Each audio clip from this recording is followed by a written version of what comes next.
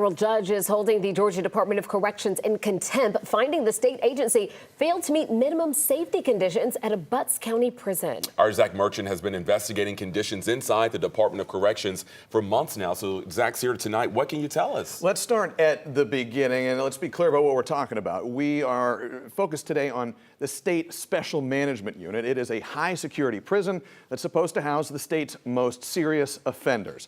But as the judge wrote, they're still entitled to certain minimal conditions of confinement. And in his ruling, he said the state repeatedly failed to meet that mark. The ruling was not just empty words either. The judge ordered that the Georgia Department of Corrections now has to pay $2,500 per day in coercive fines until conditions are improved. The ruling, issued on Friday, comes after the GDC entered into a 2019 legal settlement to improve conditions at the Butts County facility.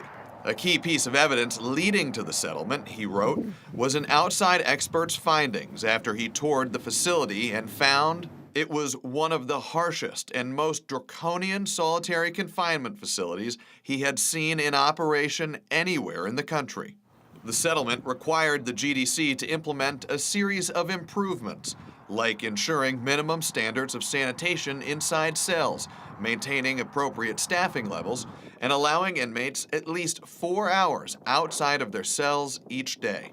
But Macon-based U.S. District Court Judge Mark Treadwell found years after that settlement, the reforms had not been made. Summing up his reasoning for the ruling, he wrote, "It became clear to the court that the defendants, in effect, were running a four-corner offense and had no desire or intention to comply with the court's injunction.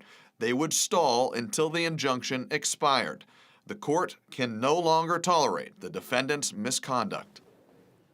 In addition to requiring daily fines, the judge says he will also appoint an independent monitor to oversee the GDC's reform efforts. When asked about the ruling today, a Department of Corrections spokeswoman said the state agency had no comment. All right.